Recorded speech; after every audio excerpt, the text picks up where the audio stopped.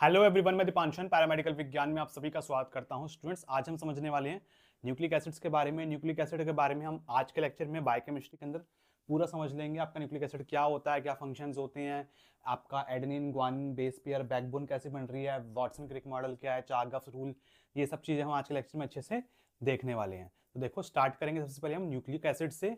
आपका nucleic acid क्या है, पूरा आपका जो भी न्यूक्लिक एसिड के अंदर पढ़ते हैं हम एमएलटी के रिलेटेड, या फिर आप अगर वैसे ही पढ़ना चाह रहे हैं तो सब कुछ आपका इसमें कवर हो जाएगा। तो न्यूक्लिक एसिड देखो क्या है। Nucleic acid are the macromolecules. ये क्या होते हैं? मैक्रोमोलिक्यूल्स होते हैं, यानी कि बड़े साइज के मॉलिक्यूल्स होते हैं, responsible for storage and transmission of genetic information. ये क्या करते हैं? जो हमारी जेनेटिक इन्फॉर्मेशन होती है, जो हमारी जेनेटिक इन्फॉर्मेशन होती है, जो हमको पेरेंट से मिलती है, पेरेंट सेल से मिलती है या फिर हमारे पेरेंट्स से मिलती है, उसको हम ये क्या करते हैं? स्टोर करते हैं और आगे ट्रांसमिट करते हैं। अपने अंदर स्टोर करेंगे और आगे नई पीढ़ी को ट्रांसमिट करेंगे। तो न्यूक्लिक एसिड बड़े मॉलिक्यूल होते हैं, बड़े जैवाणु होते हैं, जो आनुवांशिक जानकारी यानी कि जेनेटिक इन्फॉर्मेशन को संग्रह करते हैं, स्टोर करते हैं और संचारण करते हैं उनका। Okay, they are polymers of nucleotides. ये क्या होते हैं? ये न्यूक्लियोटाइड्स के पॉलीमर्स होते हैं। जो न्यूक्लियोटाइड्स है उसकी लंबी सी चेन समझ लो आप, वो आपका क्या है? न्यूक्लिक एसिड है। अब ये न्यूक्लियोटाइड्स क्या है अभी आपको बताऊंगा। उसमें आपका शुगर होगा, फॉस्फेट ग्रुप होगा और एक नाइट्रोजनस बेस होता है, वो आपका न्यूक्लियोटाइड होता है। तो उसकी एक लंबी सी चेन होती है जिसको हम पॉलीमर बोल रहे हैं। उसका पॉलीमर जो होगा वो आपका क्या है? न्यूक्लिक एसिड कहलाता है। There are two type of nucleic acid, DNA and RNA. जो न्यूक्लिक एसिड्स होते हैं वो कितने टाइप के होते हैं? दो टाइप के होते हैं। एक होता है अपना डीएनए, एक होता है अपना आरएनए। तो आपको इधर से याद रखना है, इधर से क्वेश्चन आता है आपका कि न्यूक्लिक न्यूक्लिक एसिड क्या है, किसका पॉलीमर है? न्यूक्लियोटाइड का है, न्यूक्लियोसाइड का है। एस आई डी, टी की जगह ऐसा आ जाएगा। एस आई डी क्या होता है वो भी आपको बताऊंगा इसी के अंदर ही। तो इस तरीके से ऑप्शन दे देंगे, अमीनो एसिड का पॉलीमर है या फिर ग्लूकोज का पॉलीमर है, इस तरीके से ऑप्शंस करके आ जाते हैं। तो आपका न्यूक्लियोटाइड का, टी टी फॉर टाइगर, टाइफोटाइड्स, तो न्यूक्लियोटाइड्स का पॉलीमर है। ठीक है। इसके अलावा न्यूक्लिक एसिड जो होते हैं वो दो टाइप के होते हैं, डीएनए और RNA. DNA was discovered by John Frederick Miescher in pus cells in 1869। John Frederick Miescher ने 1869 के अंदर आपका सबसे पहले जो डीएनए था उसको डिस्कवर किया था। किसमें डिस्कवर किया था? पस सेल, जो आपके ल्यूकोसाइट्स होती हैं, डब्ल्यूबीसीज जो होते हैं, उसके अंदर डिस्कवर किया था। अब देखो न्यूक्लियोटाइड्स, जो न्यूक्लिक एसिड्स हैं उसी के अंदर ही nucleotides are linked by phosphodiester bond. जो न्यूक्लियोटाइड्स होते हैं, आपका न्यूक्लिक एसिड क्या है, किसका पॉलीमर है? न्यूक्लियोटाइड्स का। अब पॉलीमर है, जो लंबी सी चेन बन रही है, जो चेन बन रही है उस चेन बनने के बीच में कोई बॉन्ड तो होगा ना। तो जो बॉन्ड होगा वो कौन सा बॉन्ड है? वो बॉन्ड है आपका फॉस्फोडाइस्टर बॉन्ड। तो न्यूक्लियोटाइड जो है, एक न्यूक्लियोटाइड दूसरे न्यूक्लियोटाइड से कैसे जुड़ा हुआ है? इस बॉन्ड के थ्रू, फॉस्फोडाइस्टर बॉन्ड के through. More than more the hydrogen bond greater the stability. अब ये जो बॉन्डिंग होती है, आपकी जो बॉन्डिंग होती है उसके अंदर भी आपका बेसिकली क्या होते हैं? जो बेसिस होते हैं वो आपस में पेयरिंग कर लेते हैं, तो हाइड्रोजन बॉन्ड्स बनाते हैं। अभी हम आगे देखेंगे। तो जितने ज़्यादा हाइड्रोजन बॉन्ड होते हैं न्यूक्लिक एसिड्स की चेन्स के बीच में, उतने ज़्यादा आपकी जो आपका मॉलिक्यूल होता है वो ज़्यादा स्टेबल होता है। अभी आपको दिखाऊंगा ऐसे कि आपका इस तरीके का एक स्ट्रैंड है। ठीक, इस तरीके के इसके अंदर स्ट्रैंड है, ये इसके बेस पेयर है। ठीक, ये इस तरीके से अपना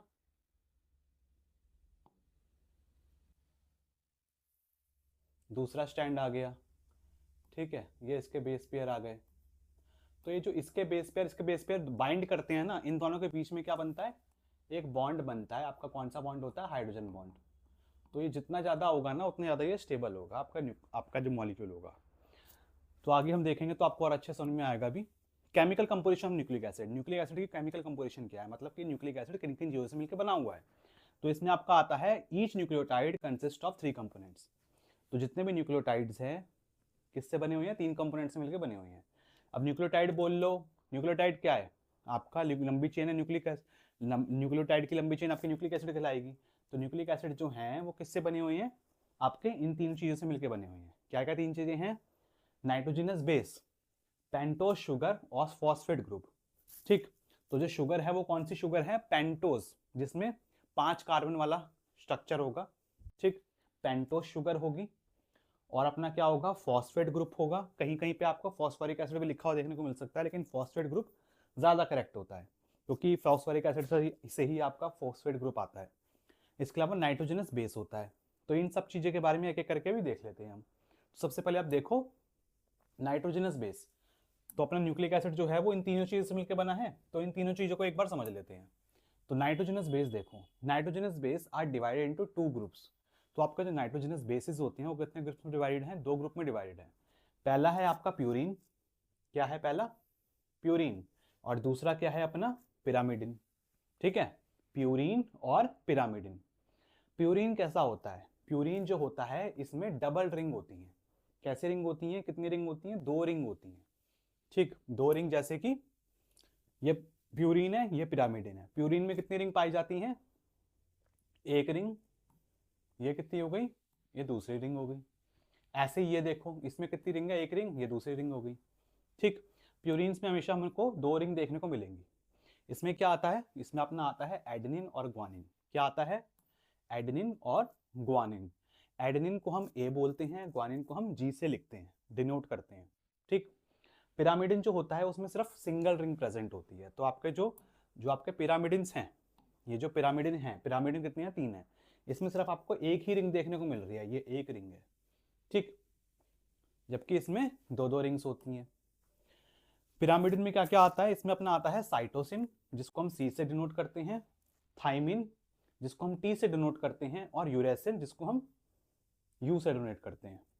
जो थाइमिन होता है वो आपका सिर्फ और सिर्फ कहाँ पे प्रेजेंट होगा, डीएनए में प्रेजेंट होगा। और आपका जो यूरेसिल है वो आपका सिर्फ और सिर्फ आरएनए में प्रेजेंट होगा। बाकी सारी मॉलिक्यूल्स आपको दोनों में मिलेंगे, एडेनिन मिलेगा, ग्वानिन मिलेगा, साइटोसिन मिलेगा, दोनों में मिलेंगे। लेकिन जो थाइमिन है वो सिर्फ और सिर्फ डीएनए में ही मिलेगा, आरएनए के अंदर आपको थाइमिन नहीं मिलेगा, और आपको क्या कहते हैं, डीएनए के अंदर यूरेसिल नहीं मिलेगा। ठीक है, यूरेसिल जो है सिर्फ और सिर्फ आरएनए में मिलेगा। तो ये अपने कुछ इनमें डिफरेंस है। डीएनए जो होगा उसमें क्या क्या प्रेजेंट होगा, एडेनिन, ग्वानिन, साइटोसिन और थाइमिन। आरएनए में क्या क्या प्रेजेंट होता है, एडेनिन, ग्वानिन, साइटोसिन और यूरेसिल। तो तीनों तीनों स्टार्टिंग के सेम है, इतना सेम है। इसमें थाइमिन प्रेजेंट है, इसमें यूरेसिल प्रेजेंट है। ओके, इतने आपको नाम पता ही होने चाहिए। ओके, प्यूरिन पिरामिड्स के स्ट्रक्चर्स में डिफरेंस देख लो आप। ये अपना प्यूरिन में 2 आ गए, एडेनिन और ग्वानिन। पिरामिड्स में आ गए थाइमिन, साइटोसिन और यूरेसिल। तो स्ट्रक्चर अगर आपको अच्छे से याद भी ना हो तो आप इस तरीके से समझ सकते हो कि प्यूरिन और पिरामिडिन, प्यूरिन्स में अपनी 2 रिंग्स होती हैं, पिरामिड्स में अपनी सिंगल रिंग प्रेजेंट होती है। नाइट्रोजनस बेस की बात करते हैं, इसी के अंदर ही आपका जो प्यूरिन है, purine always pair with pyrimidine. जो आपका प्यूरिन होगा, प्यूरिन में क्या क्या आता है आपका, एडेनिन और ग्वानिन। एडेनिन, प्यूरिन में क्या है अपना, एडेनिन और ग्वानिन, और पी यू लिख देता हूं इसको, प्यूरिन, और पी वाई लिख देता हूं। पिरामिडिन में अपना क्या है, थाइमिन, साइटोसिन और यूरेसिल। ठीक है, थाइमिन, साइटोसिन और यूरेसिल। तो अपना जो प्यूरिन प्यूरिन होगा वो हमेशा पिरामिडिन के साथ ही बाइंड करेगा। प्यूरिन प्यूरिन आपस में बाइंड नहीं करेंगे। ऐसा नहीं होगा कि एडेनिन ग्वानिन के साथ बाइंड कर ले, ठीक है, या फिर थाइमिन साइटोसिन के साथ बाइंड कर ले, ऐसा नहीं करेगा ये। हमेशा ये एक दूसरे से ही बाइंड करेंगे। ओके, तो जैसे डीएनए में आप देख सकते हो, ग्वानिन हमेशा साइटोसिन के साथ ही बाइंड कर रहा है। पिरामिडिन में है साइटोसिन, ये ग्वानिन है, तो ग्वानिन हमेशा साइटोसिन के साथ बाइंड कर रहा है। एडेनिन क्या कर रहा है, ये एडेनिन है, ये थाइमिन के साथ ही बाइंड कर रहा है। ठीक, आरएनए में हम देखें, ग्वानिन जो है वो साइटोसिन के साथ बाइंड करता है, और आपका जो एडेनिन है वो इसमें किसके साथ बाइंड करेगा, यूरेसिल के साथ बाइंड करेगा। जबकि डीएनए में किसके साथ बाइंड करता है, थाइमिन के साथ बाइंड करता है। ओके, अब जो बॉन्डिंग है, जो एडेनिन और थाइमिन की बॉन्डिंग है, या फिर एडेनिन और यूरेसिल की बॉन्डिंग है, ये जो बॉन्ड है, आपको कौन सा बॉन्ड दिख रहा है, ये 2 बॉन्ड दिख रहे हैं, इसमें 2 बॉन्ड है, इज इक्वल्स टू मत समझना, ये 2 बॉन्ड है। ये बॉन्ड कौन से हैं, ये हैं अपने कौन से, हाइड्रोजन बॉन्ड। कौन से बॉन्ड है, हाइड्रोजन बॉन्डिंग होती है इनके बीच में। ठीक, ये हाइड्रोजन बॉन्ड है। और आपका जी और सी, जी और सी कैसे जुड़े होते हैं, ये आपको ट्रिपल बॉन्ड से जुड़े हुए देखने को मिलेंगे। ट्रिपल बॉन्ड से जुड़े होते हैं ये, ठीक है, जी सी ट्रिपल बॉन्ड से जुड़े हुए देखने को मिलते हैं। In RNA thymine is replaced by uracil. RNA के अंदर जो हमारा थाइमिन होता है वो रिप्लेस हो जाता है किससे, यूरेसिल से। आरएनए में थाइमिन की जगह यूरेसिल होता है। ओके, ये बहुत इंपॉर्टेंट चीज है। ठीक, बाकी बॉन्डिंग किसमें कितनी प्रेजेंट है, कितने बॉन्ड्स किसमें प्रेजेंट होते हैं वो पता होना चाहिए, कौन सा बॉन्ड होता है, ये हाइड्रोजन बॉन्ड होता है। ओके, इतना समझ में आ गया हो तो वीडियो को लाइक जरूर कर देना, चैनल पे पहली बार आए तो चैनल को सब्सक्राइब कर लो। आगे हम देखते हैं पेंटोस शुगर, तीन चीजें से मिलकर बना था न्यूक्लिक एसिड। ठीक, नाइट्रोजनस बेस, पेंटोस शुगर और फॉस्फेट ग्रुप। तो पेंटोस शुगर देख लेते हैं। Pentose sugar DNA contains deoxyribose sugar, DNA में क्या पाया जाता है, डीऑक्सीराइबोस शुगर पाया जाता है। तो ये डीऑक्सीराइबोस शुगर है और ये अपना राइबोस शुगर है। अभी देखेंगे RNA contains ribose sugar, RNA में क्या प्रेजेंट होता है, राइबोस शुगर प्रेजेंट होता है। अब इन दोनों में फर्क क्या है, डीऑक्सीराइबोस और राइबोस शुगर, इन दोनों में फर्क क्या है। इसमें जो सेकंड कार्बन है, ये फर्स्ट कार्बन, ये second carbon, third carbon, fourth carbon, fifth carbon. ठीक, पूरा का पूरा स्ट्रक्चर दोनों का सेम है, लेकिन फर्क क्या है, जो सेकंड वाला कार्बन है, deoxyribose lack one oxygen atom at second carbon. तो जो सेकंड वाला कार्बन है, इस पे इधर क्या प्रेजेंट है, सिर्फ हाइड्रोजन प्रेजेंट है, और इस पे क्या प्रेजेंट है, OH प्रेजेंट है। ठीक है, O मतलब क्या होता है, ऑक्सीजन। ठीक है, तभी इसका नाम क्या है, डीऑक्सी, डीऑक्सी, डी मतलब बाहर निकाल दिया ऑक्सीजन को। ठीक है, ऑक्सीजन को हमने बाहर निकाल दिया सेकंड पोजीशन पे, तो ऑक्सीजन इसमें से नहीं प्रेजेंट है, जबकि राइबोस शुगर में पूरा एक इधर ऑक्सीजन अपना प्रेजेंट है। ठीक है, इसमें ऑक्सीजन इधर प्रेजेंट नहीं है सेकंड पोजीशन पे, बस ये फर्क है दोनों के बीच में। दोनों ही राइबोस शुगर है, ये डीऑक्सी राइबोस है, ये नॉर्मल वाला राइबोस है। ठीक, फॉस्फेट ग्रुप के बारे में बात करते हैं। फॉस्फेट ग्रुप बहुत इंपॉर्टेंट होता है, ये बैकबोन में काम आता है, बैकबोन डीएनए की बनाने में, आपकी न्यूक्लिक एसिड की बैकबोन बनाने में काम आता है। तो देखते हैं फॉस्फेट ग्रुप के बारे में। Phosphoric acid chemical formula is H3PO4, जो हमारा फॉस्फोरिक एसिड होता है, ठीक, उसका फॉर्मूला क्या होता है, H3PO4 होता है। न्यूक्लिक एसिड के अंदर जो जो आपका फॉस्फोरिक एसिड है, वो बेसिकली आपका फॉस्फेट ग्रुप के फॉर्म में प्रेजेंट होता है, बेसिकली आपके फॉस्फेट की फॉर्म में प्रेजेंट होता है। ठीक है, इन nucleic acid it is present in the form of phosphate. किस फॉर्म में प्रेजेंट होगा, जो फॉस्फोरिक एसिड है किस फॉर्म में प्रेजेंट होगा, फॉस्फेट की ग्रुप फॉर्म में प्रेजेंट होगा। फॉस्फेट का फॉर्मूला क्या है, PO4 3 नेगेटिव, यानी कि 3 इसमें जो हाइड्रोजन है वो चले गए, तो नेगेटिव चार्ज आ गया। ठीक है, 3 नेगेटिव। Phosphate link two nucleotides together, phosphate क्या करता है, दो न्यूक्लियोटाइड्स को आपस में जोड़ता है, दो न्यूक्लियोटाइड्स को। ठीक है, दो न्यूक्लियोटाइड्स को, न्यूक्लियोटाइड्स क्या हैं, sugar, phosphate group plus pent आपका नाइट्रोजनस बेस। तो इन दोनों को जो जोड़ता है, ये जो जुड़ते हैं, जुड़ के आपकी लंबी सी चेन बनती है, वो आपकी इस फॉस्फेट ग्रुप की वजह से ही बन पाती है। तभी आपका जो बॉन्ड मैंने बताया था, कि न्यूक्लिक एसिड के बीच में जो बॉन्ड प्रेजेंट होता है, वो कौन सा बॉन्ड होता है, फॉस्फोडाइएस्टर बॉन्ड होता है। तो वो इसी की वजह से बनता है, फॉस्फेट ग्रुप की वजह से ही बन पाता है। It form a phosphodiester bond, ये क्या बनाता है, फॉस्फोडाइएस्टर बॉन्ड बनाता है। किसके बीच में बनाता है, थर्ड कार्बन और फिफ्थ कार्बन के बीच में, जो आपका शुगर होगा उसके थर्ड और फिफ्थ कार्बन के बीच में आपका क्या बनता है, फॉस्फोडाइएस्टर बॉन्ड बन जाता है। ठीक, this bond form the backbone of DNA and RNA, यही जो है बॉन्ड, ये क्या बनाता है, बैकबोन बनाता है डीएनए की भी और आरएनए की भी। अभी आपको बैकबोन कैसे बनती है वो सब भी बताऊंगा। Phosphate gives acidic nature to nucleic acid, phosphate क्या करता है, एसिडिक नेचर देता है, क्योंकि आपका इसमें क्या है, आप देखोगे ना 3 नेगेटिव है। ठीक, तो नेगेटिव चार्ज है, ये क्या है, नेगेटिव चार्ज।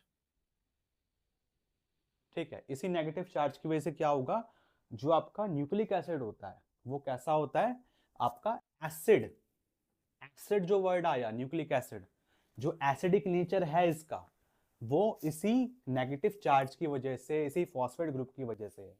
ओके, तो एसिडिक होता है न्यूक्लिक एसिड, जो है न्यूक्लियस होता है वो भी एसिडिक होता है। तो वो क्यों होता है एसिडिक, इस फॉस्फेट ग्रुप की वजह से। अब हम देखते हैं functions of nucleic acid, nucleic acid के काम क्या होते हैं। तो अपने तीनों चीज समझ ली, अपने ने नाइट्रोजन बेस समझ लिया, शुगर समझ लिया और फॉस्फेट ग्रुप समझ लिया। तो न्यूक्लिक एसिड का अपना काम क्या है, अभी और डिटेल में और अभी आगे जाएंगे, पहले हम फंक्शंस समझ लो। न्यूक्लिक एसिड इसका काम क्या है, DNA stores hereditary information in the form of jeans.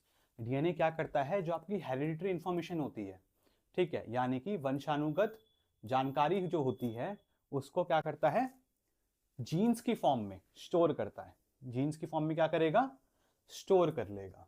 ठीक है, DNA pass genetic information from parent to offspring, और जो इसने जेनेटिक इन्फॉर्मेशन स्टोर करी है, जब आगे नया सेल बनेगा, बच्चा पैदा होगा, कुछ भी होगा, जब ऑफस्प्रिंग बनेगा, यानी कि एक जो सेल है वो नया सेल बना रहा है, डॉटर सेल बना रहा है, तो आपका क्या होगा, वो जो जेनेटिक इन्फॉर्मेशन है वो आगे वाले सेल में पास ऑन हो जाएगी। ठीक है, पेरेंट से ऑफस्प्रिंग में जो इन्फॉर्मेशन है वो चली जाएगी, चाहे वो आपका नया सेल हो, नया बेबी हो। DNA control the synthesis of protein. DNA क्या करता है, आपकी जो सिंथेसिस है प्रोटीन की उसको कंट्रोल करता है। आरएनए जो है वो प्रोटीन बनाने में काम करता है। ठीक, DNA has the ability to replicate itself. DNA क्या करता है, उस डीएनए की एबिलिटी है कि वो अपने आप को रेप्लिकेशन कर सकता है, डीएनए अपने आप को दोबारा बना सकता है।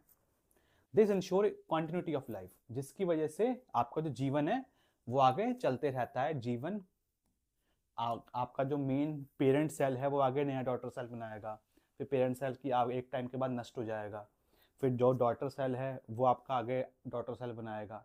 तो जीवन आपका नया नया आगे चलता रहता है, निरंतरता जो होती है जीवन की वो सुनिश्चित रहती है। Changes in DNA sequence cause mutation. अगर आपके डीएनए के सीक्वेंस में कोई एक छोटा सा भी चेंज हो जाए तो क्या हो जाता है, म्यूटेशन हो जाता है, या फिर हम बोल सकते हैं इवोल्यूशन हो जाता है। ठीक है, इवोल्यूशन हो जाता है। DNA act as a template for RNA synthesis. DNA क्या करता है, एक टेम्पलेट की तरह काम करता है, एक प्रतिबिंब की तरह काम करता है आपके आरएनए को सिंथेसाइज करने के लिए, आरएनए बनने के लिए। ठीक है, तो डीएनए क्या है, एक तरीके का टेम्पलेट की तरह भी काम करेगा कि इस तरीके से आपका आरएनए बनना है। तो अपने से सारे फंक्शंस हो गए। अब फंक्शंस के बाद हम समझते हैं कुछ इंपॉर्टेंट चीज। नोट नोट कर लो, ये बात बहुत इंपॉर्टेंट है आपके लिए। 3 वर्ड लिख रखे हैं मैंने, न्यूक्लियोलस, न्यूक्लियोसाइड और न्यूक्लियोटाइड। न्यूक्लिक एसिड क्या है, न्यूक्लियोटाइड के पॉलीमर है, न्यूक्लियोसाइड का नहीं है, न्यूक्लियोलस का नहीं है। न्यूक्लियोटाइड का पॉलीमर क्या है, आपका न्यूक्लिक एसिड है।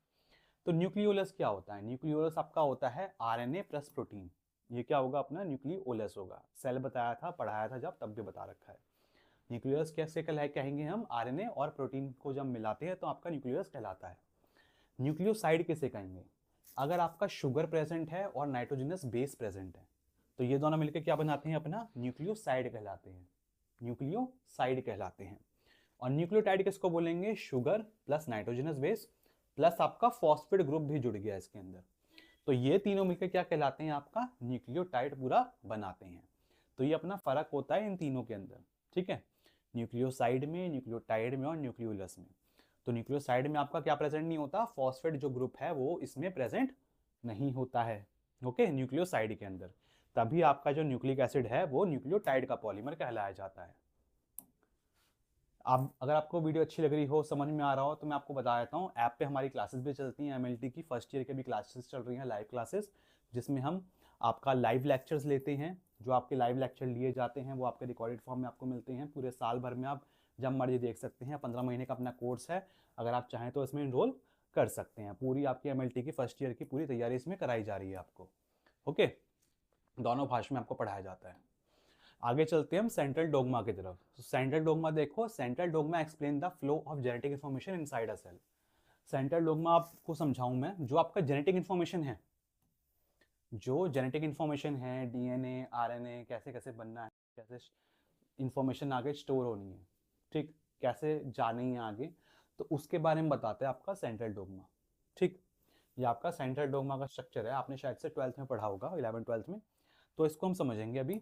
तो सेंट्रल डोगमा क्या करता है, ये आपका फ्लो बताता है, जेनेटिक इन्फॉर्मेशन जो है वो कैसे फ्लो हो रही है एक सेल के अंदर। ठीक, एक जेनेटिक इन्फॉर्मेशन आपके सेल के अंदर कैसे दी जाती है।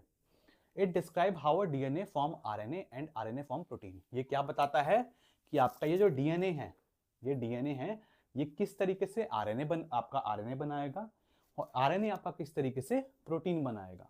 ये आपकी चीजें इसके अंदर बताई जाती हैं। डीएनए क्या बनाएगा, अपनी कॉपी भी बना सकता है, डीएनए आपका आरएनए भी बना सकता है, आरएनए आपका प्रोटीन बनाता है। ओके, तो ये सब चीजें सेंट्रल डोगमा में आपकी होती हैं। यानी कि क्या बताएगा, डीएनए से आरएनए बनना और आरएनए से प्रोटीन बनना। ये आपका क्या होता है, ये आपका यूनिडायरेक्शनल फ्लो होता है। कैसा होता है, एक ही ओर में चलने वाला। प्रोटीन से आरएनए नहीं बन पाएगा, आरएनए से डीएनए नहीं बन पाएगा। ठीक, ये आपका क्या है, यूनिडायरेक्शनल फ्लो होता है, ये आपका बताता है सेंट्रल डोग्मा। ठीक, ओके, एक ही दिशा में एक दिशा वाला प्रवाह, यूनिडायरेक्शनल फ्लो, यही आपका सेंट्रल डोग्मा होता है। अब इस डायग्राफ को आप अच्छे से समझ लो ध्यान से, बढ़िया से। ठीक है, इससे आपके क्वेश्चंस बनते हैं, गवर्नमेंट एग्जाम में बहुत ज्यादा पूछे जाते हैं। सबसे पहले आप देखो डीएनए, ये डीएनए का स्ट्रक्चर है। डीएनए से आरएनए बनना क्या कहलाता है, ट्रांसक्रिप्शन कहलाता है। डीएनए से आरएनए बनना ट्रांसक्रिप्शन कहलाएगा। डीएनए से अगर डीएनए बन रहा है तो आपका क्या कहलाएगा, रेप्लिकेशन कहलाएगा। ठीक है, आरएनए से प्रोटीन बनना क्या कहलाता है, ट्रांसलेशन कहलाता है। ट्रांसक्रिप्शन किसको कहेंगे, डीएनए से आरएनए, आरएनए से प्रोटीन को क्या बोलेंगे, ट्रांसलेशन बोलेंगे। अब ये फ्लो तो है आपका यूनिडायरेक्शनल। ठीक, अब कुछ कुछ क्या होता है, कुछ कुछ चीजों में कभी कर केस में कुछ वायरसेस क्या करते हैं, रिवर्स ट्रांसक्रिप्शन भी करते हैं। रिवर्स मतलब कि उल्टा करना। ट्रांसक्रिप्शन क्या था, डीएनए से आरएनए बनना, अब रिवर्स लग गया, यानी कि क्या होगा, आरएनए से डीएनए बन जाएगा। ठीक, ये इसको अपोज कर रहा है, तो इस प्रोसेस को हम क्या बोलते हैं, रिवर्स ट्रांसक्रिप्शन बोलते हैं। अगर आपका आरएनए से डीएनए बने तो उसको हम क्या बोलेंगे, रिवर्स ट्रांसक्रिप्शन बोलते हैं। ओके, बाकी डीएनए से डीएनए बनना, इसको क्या कहेंगे हम, रेप्लिकेशन कहेंगे। ठीक, तो अपनी ये 3-4 टीम है टर्म्स हैं जो कि अपने को बहुत ज्यादा इंपॉर्टेंट है। ओके, बाकी प्रोटीन से आरएनए बन सकता, आरएनए से डीएनए बन सकता है, उसको हम रिवर्स ट्रांसक्रिप्शन कहेंगे। डीएनए से आरएनए बनेगा तो ट्रांसक्रिप्शन कहेंगे। डीएनए से डीएनए रेप्लिकेशन, और ये आपका आरएनए से प्रोटीन ट्रांसलेशन। तो सबसे पहले आप देख लो रेप्लिकेशन। तो आपको ये जो चीजें बता रहा हूँ ना मैं, बहुत इंपॉर्टेंट चीजें बता रहा हूँ। रेप्लिकेशन देख लो सबसे पहले आप। रेप्लिकेशन क्या है, रिपीट होना, रेप्लिकेट करना, अपनी कॉपी बनाना, अपना क्लोन बनाना। सपोज करो दीपांशु सर खड़े हैं इधर, एक और दीपांशु सर, अपने यहाँ से एक क्लोन बना लूंगा एक और, तो उसको हम बोलेंगे रेप्लिकेशन। तो replication is the process by which DNA makes a copy of itself. DNA अपनी ही कॉपी बना रहा है। ठीक है, अपनी ही क्या बना रहा है, एक और क्लोन बना रहा है, एक कॉपी बना रहा है। It occurs during cell division. ये कब होता है, जब सेल डिवाइड होता है, तब उस टाइम पे जो डीएनए है, क्योंकि उसको एक सेल 2 डॉटर सेल में बंटता है, हमने पढ़ा है हमेशा।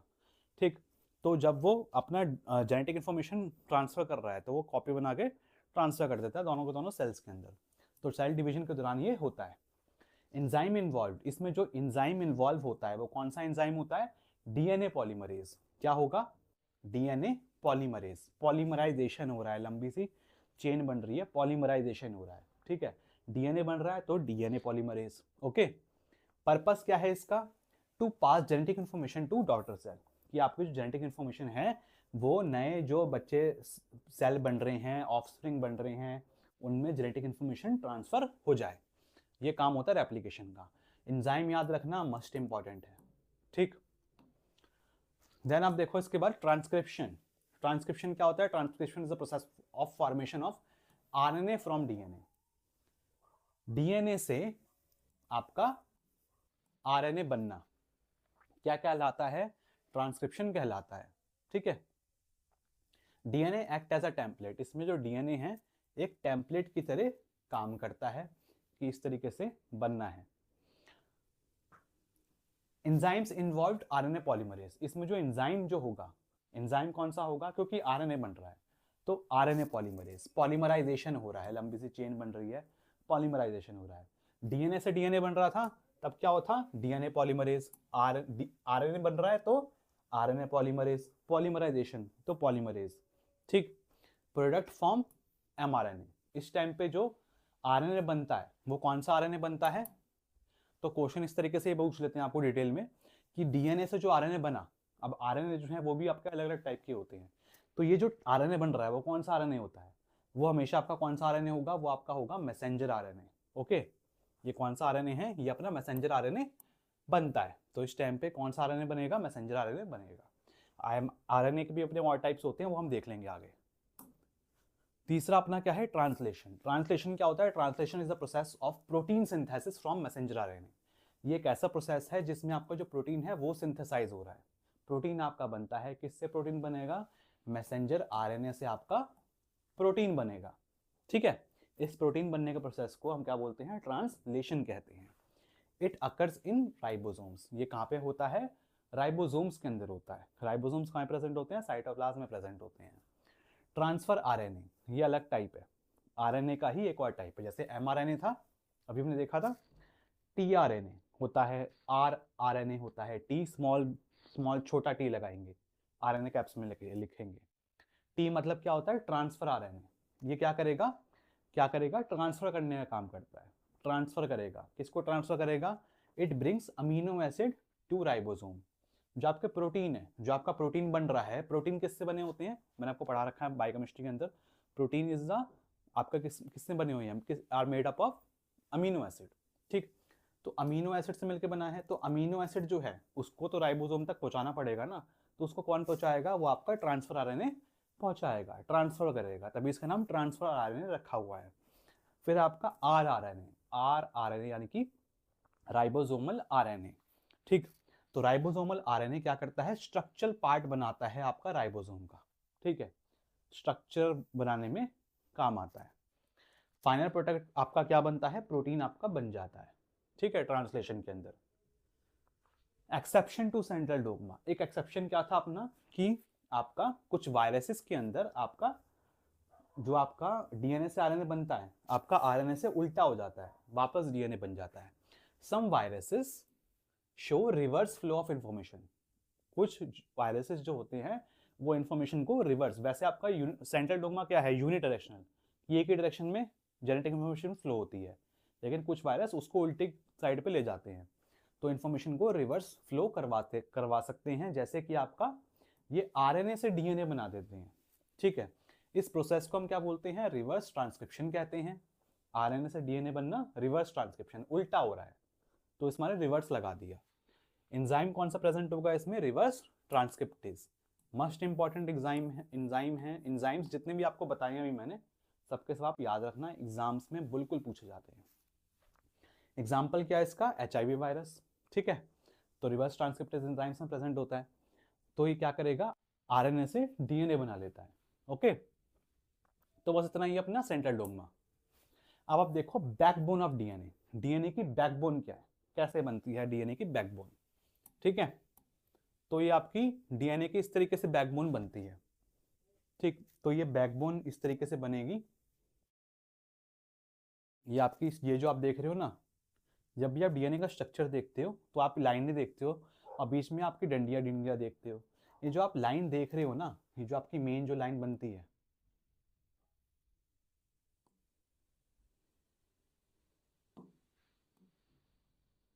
ये जो आपकी मेन लाइन बनती है, ठीक, ये जो लाइन है ये आपकी बैकबोन है। ठीक है, और इसके अंदर जो आप ये डंडियां देखते हो, ये क्या होती है, ये होते हैं अपने नाइट्रोजनस बेस होते हैं। ठीक, और ये जो बैकबोन है मैंने आपको बताया था किससे बनी होती है, फॉस्फेट ग्रुप और आपके शुगर मॉलिक्यूल से। तो कैसे बन रही है वो ये सब चीजें हम अभी पढ़ते हैं, तब आपको स्ट्रक्चर अच्छे समझ में आएगा ये वाला। तो चलते हैं स्टार्टिंग से पढ़ते हैं इसको क्या है।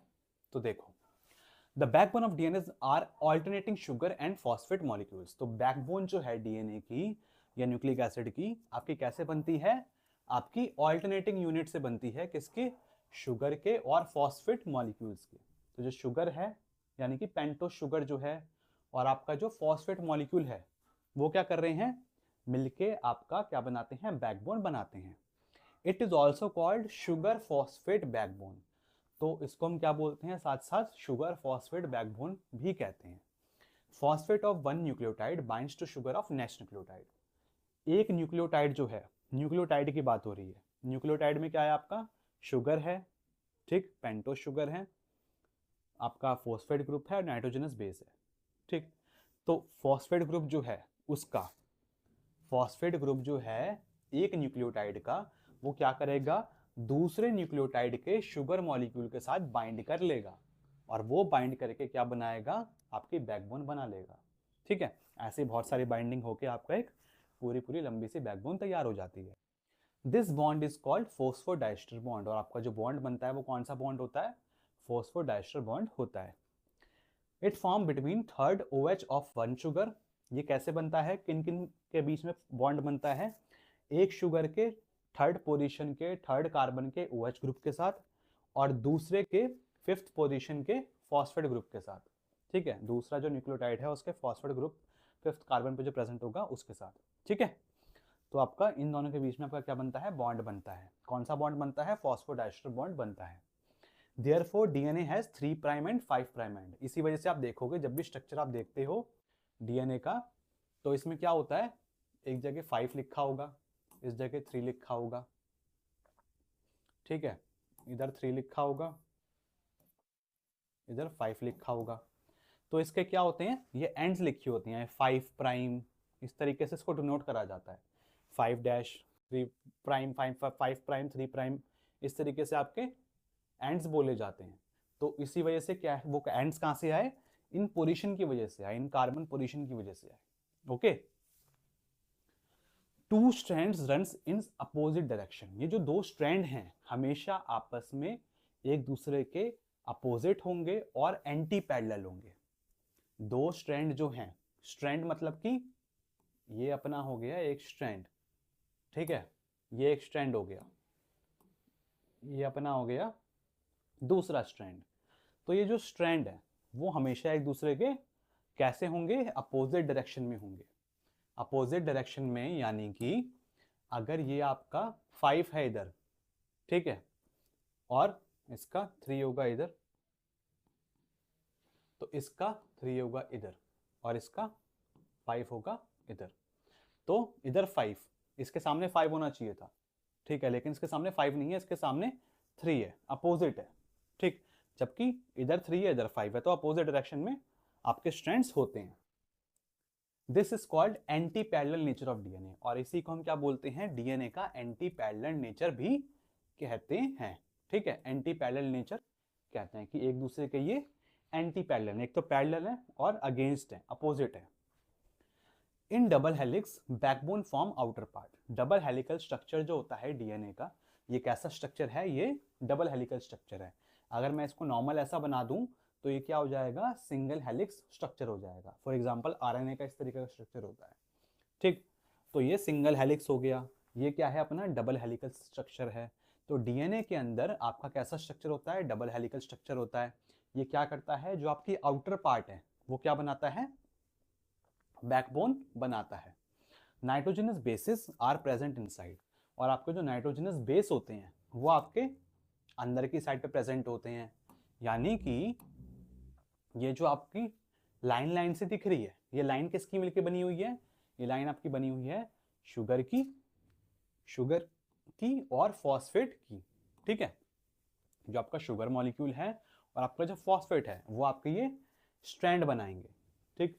और अंदर जो आपको डंडी डंडी दिखती है ना, ये आपके क्या होते हैं, बेस पेयर होते हैं। बेस के मतलब कि नाइट्रोजनस बेस होते हैं, adenine, guanine, cytosine, thymine, uracil. Uracil तो आरएनए के अंदर प्रेजेंट होगा। तो ये जो आपकी डंडी डंडी दिखती है ये क्या है, अपने बेस पेयर्स होते हैं। अब कुछ बेस पेयर्स इसके हैं, ठीक है, इसके बेस पेयर हैं, इस वाले स्ट्रैंड के, इस वाले स्ट्रैंड के बेस पेयर हैं। अब ये जो बेस पेयर हैं, इन दोनों बेस पेयर के बीच में क्या है, अपना हाइड्रोजन बॉन्डिंग हो रखी है, ठीक है। तो ये आपका ये एक स्ट्रैंड है, ये अपना दूसरा स्ट्रैंड है। इसके बेस पेयर्स, तो आपके बैकबोन तो इनसे बन गई फॉस्फेट ग्रुप से और शुगर मॉलिक्यूल से। साइड में आपके क्या आ गए, जो अंदर की साइड पे प्रेजेंट है वो अपने बेस पेयर आ गए, thymine, adenine, adenine thymine, guanine, cytosine, ठीक। तो ये बाइंडिंग हो रखी है इनकी आपस में, वो कैसे हो रखी है, हाइड्रोजन बॉन्ड के साथ। ये जो डंडी आपको बीच में दिख रही है, बाइंडिंग दिख रही है, वो क्या है, अपनी हाइड्रोजन बॉन्ड है, ठीक है। और ये आप जैसे आप ये देख सकते हो, थाइमिन एडेनिन के बीच में डबल बॉन्ड है, ग्वानिन साइटोसिन के बीच में ट्रिपल बॉन्ड है, ओके। तो ये अपना बस छोटा सा स्ट्रक्चर होता है, ये अपनी बैकबोन बन गई डीएनए की। अब बैकबोन के अलावा आप ये देख लो किस तरीके से आपकी बॉन्डिंग हो रही है। तो आपका ना ये फॉस्फेट ग्रुप हो गया, ये पेंटोस शुगर हो गया, बेस क्या है अपना, ये नाइट्रोजनस बेस है, ठीक है, ये अपना नाइट्रोजनस बेस हो गया, ठीक है। तो जब क्या होता है, ये आपका एक न्यूक्लियोटाइड है, ठीक, ये अपना क्या हो गया, एक न्यूक्लियोटाइड। ये वाला अपना क्या हो गया, ये अपना हो गया एक दूसरा न्यूक्लियोटाइड। अब ये जो दो न्यूक्लियोटाइड हैं, इनका क्या हो रहा है, थर्ड पोजीशन पे और फिफ्थ पोजीशन वाला जो है, ये आपस में क्या कर रहे हैं, बॉन्डिंग बना रहे हैं, ठीक, ये आपस में बॉन्डिंग बना रहे हैं। अब ये थर्ड पोजीशन हो गई, ये अपनी फिफ्थ पोजीशन हो गई। फिफ्थ पोजीशन पे ये फिफ्थ पोजीशन वाला आपका हो गया, ठीक। तो ये आपस में बॉन्डिंग बना रहे हैं, और जब ये बॉन्डिंग बनेगी तो आपका H2O जो है वो रिमूव हो जाएगा, इधर से H2O रिमूव हो जाता है। और आपका ये जो इस टाइम पे बॉन्ड बनेगा ये क्या बनेगा 3,5 फॉस्फोडाइस्टर बॉन्ड। ठीक है, तभी इसी की वजह से आपका जो डीएनए है उसके एंड्स होते हैं 3 प्राइम और 5 प्राइम। ओके, तो ये इस तरीके से आपकी बॉन्डिंग होती है और आपकी पूरी पूरी एक बैकबोन की चेन तैयार हो जाती है। तो ये जो लंबी सी आपको लाइन दिख रही है वो ये हो गई, अंदर की साइड पे आपके सारे सारे बेस पेयर हो गए। ठीक, बस यही है अपने बैकबोन के बारे में। अब आगे देख लो आप Watson and Crick model. Watson and Crick model क्या होता है डीएनए का? ये कब दिया था? 1953 में दिया था। किन्होंने दिया था? आपका दिया था ये जेम्स वॉटसन ने। ठीक है, जेम्स वॉटसन ने और फ्रांसिस क्रिक ने। कब दिया था? 1953 में दिया था। किसके लिए दिया था? डीएनए के लिए दिया था। ये इन्होंने बताया था डीएनए का स्ट्रक्चर कैसा होता है और काफ़ी सारी चीज़ें बताई थी डीएनए के बारे में। क्या बताया था? Propose the double helical model of DNA, कि डीएनए का जो स्ट्रक्चर है वो कैसा है? डबल हेलिकल स्ट्रक्चर है। उसका पूरा मॉडल उन्होंने बना के समझाया। जो ये मॉडल था वो किसके लिए था? वो आपका था बी डीएनए के लिए। जो देखो, जो अपने डीएनए होते हैं ना, जो अपने डीएनए हैं, जो अपने अलग अलग टाइप्स के होते हैं। For example A, B, C, D, E, G. ठीक है, तो ए और बी ये अपने को पढ़ना है। सी, डी, ई ये क्या है? ये होते हैं अपने रेयर, इनको ज़्यादा ज्ञान नहीं लेना है इसका। जी भी देख लेंगे थोड़ा सा भी। तो जो इन्होंने मॉडल दिया वो किसके लिए दिया? वो आपका दिया बी, बी डीएनए के लिए उन्होंने ये मॉडल दिया था, जेम्स और वॉटसन ने। ठीक, जेम्स वॉटसन और फ्रांसिस क्रिक ने। सिग्निफिकेंस क्या है आपका? ये मॉडल क्या बता रहा है? It explain the mechanism of DNA replication. ये क्या बता रहा है कि जो आपका डीएनए रेप्लिकेट कर रहा है वो किस तरीके से रेप्लिकेशन करता है। रेप्लिकेट मतलब अपनी कॉपी बनाना, अपना क्लोन बना लेना, वो किस तरीके से बना रहा है। It shows how genetic information is stored. ये साथ साथ ये बताता है कि जो जेनेटिक इन्फॉर्मेशन होती है वो डीएनए के अंदर किस तरीके से स्टोर होती है, स्टोर कैसे हो रही है जेनेटिक इन्फॉर्मेशन, वो बताएगा। It became the foundation of molecular biology. Molecular biology का इसने फाउंडेशन रखी और मॉलिकुलर बायोलॉजी में डीएनए, आरएनए ये सब चीज़ें ही तो हम चेक करते हैं। ठीक, तो उसी से इसी की शुरुआत हुई, तो इन्होंने फाउंडेशन करी। ठीक है, आधारशिलता बनाई। तो मेन फीचर्स देखेंगे हम वॉटसन एंड क्रिक मॉडल के। आपके वॉटसन क्रिक मॉडल के आपके मेन मुख्य विशेषताएं क्या क्या हैं? सबसे पहले आप देखो डबल हेलिकल स्ट्रक्चर। डीएनए का स्ट्रक्चर कैसा होता है? डबल हेलिकल स्ट्रक्चर होता है डीएनए का। ठीक, DNA consist of 2 polynucleotide strand. तो डीएनए के कैसे स्ट्रैंड होते हैं? 2 स्ट्रैंड होते हैं। कैसे होते हैं? पॉलीन्यूक्लियोटाइड। ठीक, पॉलीन्यूक्लियोटाइड, न्यूक्लियोटाइड सिंगल नहीं है, पॉली है, पॉलीमर, लंबी सी चेन है, तो उसको हमने पॉलीन्यूक्लियोटाइड वर्ड दे दिया। ठीक, दो कितने स्ट्रैंड होते हैं? 2 स्ट्रैंड प्रेजेंट होते हैं। The strands are coiled around the common axis, form a double helix. जो स्ट्रैंड है एक कॉमन एक्सिस पे आपके कॉइल हो रहे हैं, एक ही लंबी एक्सिस पे मुड़े हुए हैं, कॉइल हो रहे हैं। ठीक है, एक ही एक्सिस पे कॉइल हो रहे हैं। ठीक, और क्या बना रहे हैं? डबल हेलिक्स बना रहे हैं। The helix is right handed. The helix जो हैं वो कैसे हैं? राइट हैंड की तरफ फोल्ड हो रखे हैं, यानी कि जो हेलिक्स है वो राइट हैंड की तरफ, यानी कि राइट हैंड की तरफ मुड़ रहा है। आप पूरी पूरी स्ट्रैंड बनाओ और उसको थोड़ा सा राइट साइड की तरफ मोड़ दो तो वो राइट हैंडेड हो जाएगा। ठीक है, तो बी डीएनए जो होता है, ए डीएनए जो होता है, बी डीएनए जो होता है वो आपका राइट हैंडेड होता है, जेड वाला आपका लेफ्ट हैंडेड होता है। Anti parallel nature, anti parallel nature भी होता है इसका। The two strands run in opposite direction. जो दो स्ट्रैंड है वो कैसे होते हैं? अपोजिट डायरेक्शन में होते हैं। अभी हमने देखा था बैकबोन में। ठीक है, अपोजिट डायरेक्शन में होंगे। इसका 5 ऊपर, इसका 5, इसका 3 नीचे। ठीक है, सामने 3 होगा। ठीक है, 5 के सामने 3 स्ट्रैंड होगा। ठीक, इस नीचे आपका 3 के सामने 5 स्ट्रैंड होगा, वो देखा था। तो अपोजिट डायरेक्शन में होंगे, एंटी पैरेलल होंगे। One strands run 5 to 3 and others run 3 to 5। एक स्ट्रैंड है 5 प्राइम से 3 प्राइम की तरफ जाएगा और दूसरा जो है 3 प्राइम से 5 प्राइम की तरफ आएगा। ठीक है, अपोजिट एंटी पैरेलल वो सब आपको मैंने समझा दिया। तीसरा पॉइंट इसमें क्या बता रखा है? Sugar phosphate backbone. The outer portion of the DNA is formed by sugar and phosphate. तो डीएनए की जो आउटर पोर्शन था, जो आपका स्ट्रैंड की आपको लंडी दिख रही थी, वो किससे बनती है? शुगर से और आपके फॉस्फेट से। The nitrogenous base are present inside the helix. और नाइट्रोजनस बेस जो होते हैं वो हेलिक्स के कहाँ प्रेजेंट होते हैं? अंदर की तरफ प्रेजेंट होते हैं। तभी इसके अंदर की तरफ प्रेजेंट होंगे, दूसरे वाले स्ट्रैंड के भी अंदर की तरफ प्रेजेंट होंगे, तभी तो वो आपस में क्या बना पाएंगे? हाइड्रोजन बॉन्ड बना पाएंगे। ओके, और अपोजिट डायरेक्शन में है, तभी आपका प्यूरिन जो है वो पिरामिडिन के साथ बाइंड कर पाएगा। Okay. Complementary base pairing, complementary base pairing यानी कि आपका जो बेसिस है, नाइट्रोजनस बेस है, वो हमेशा कॉम्प्लीमेंट्री के साथ अपोजिट वाले के साथ ही बाइंड करेगा। तो base pair specifically bind with each other, या फिर pair with each other, specifically bind करेंगे। हमेशा एडेनिन थाइमिन के साथ ही बॉन्ड बनाएगा, ठीक है, बाय 2 हाइड्रोजन बॉन्ड। तो जो एडेनिन है हमेशा 2 हाइड्रोजन बॉन्ड से थाइमिन के साथ बॉन्ड बनाएगा। ये जो 2 बॉन्ड बने वो कैसे बने, हाइड्रोजन बॉन्ड के साथ बने, हाइड्रोजन बॉन्ड से बाइंड हो रखा है। ग्वानिन हमेशा बॉन्ड बनाएगा साइटोसिन के साथ, तो ग्वानिन जो है वो साइटोसिन के साथ ही हमेशा बॉन्ड बनाएगा और किसी के साथ बॉन्ड नहीं बनाएगा। और इसमें कितने होंगे, 3 बॉन्ड प्रेजेंट होंगे, ठीक। Okay. Diameter of DNA, DNA का जो व्यास है, ये समझने वाली चीज है, बहुत इंपॉर्टेंट आपके लिए। तो इस डायग्राम को थोड़ा सा और डिटेल में, इसमें थोड़े वर्ड्स आपके कैलकुलेशन थोड़ी सी है तो उसको देखेंगे हम। तो डीएनए का जो आपका डायमीटर है मतलब चौड़ाई है, ये विड्थ है, ये चौड़ाई, इतना आपका ये चौड़ा स्ट्रैंड बन रहा है, वो कितना चौड़ा होता है, वो आपका होता है 20 एंगस्ट्रॉम। कितना होता है, 20 एंगस्ट्रॉम, यानी कि 2 नैनोमीटर आपका चौड़ा आपका डायमीटर होता है डीएनए के स्ट्रैंड का। ये चौड़ाई बता रखी है कितनी, 20 angstrom. Purines always pair with pyrimidine, जो प्यूरिन है हमेशा पिरामिडिन के साथ ही बाइंड करेगा, बहुत बार बता चुका हूं आपको। दिस मेंटेन यूनिफॉर्म विड्थ, ये क्या बनाता है, इसी वजह से आपकी जो विड्थ है, जो चौड़ाई है, वो यूनिफॉर्म रहती है, वो टेढ़ी मेढ़ी कम ज्यादा नहीं होती है, एक यूनिफॉर्म स्थिर रहती है, समान बनी रहती है।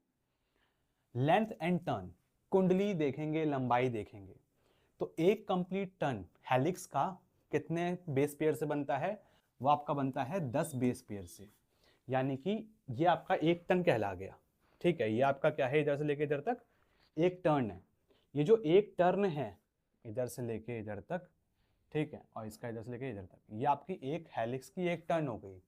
तो एक जो टर्न है उसमें कितने बेस पेयर प्रेजेंट होंगे, कितने नाइट्रोजनस बेस प्रेजेंट होंगे, कितने होंगे, इसमें आपके नाइट्रोजनस बेस प्रेजेंट होंगे 10 बेस पेयर, यानी कि नाइट्रोजनस बेस की बात हो रही है। कितने प्रेजेंट होंगे, 10 प्रेजेंट होंगे। Distance between 2 base pair is 3.4 angstrom. और ये जो आपके 10 बेस पेयर हैं, ठीक है, एक आपके टर्न के अंदर जो 10 बेस पेयर हैं, वो 10 बेस पेयर कितनी कितनी दूरी पे प्रेजेंट हैं। तो यानी कि ये एक लाइन दिख रही हो, दूसरी लाइन दिख रही हो, इन दोनों लाइन के बीच में जो स्पेस है, इन दोनों लाइन के बीच में जो स्पेस है, ये वाला, ये कितना है, ये है आपका 3.4 एंगस्ट्रॉम, ठीक है।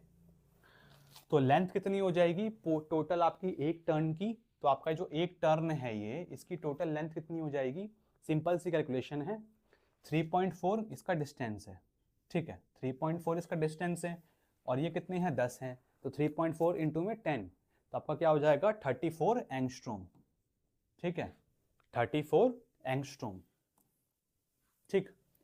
ये आपका क्या हो गया, इसका लेंथ हो गई एक कंप्लीट टर्न की। तो अब इसके बारे में देखते हैं।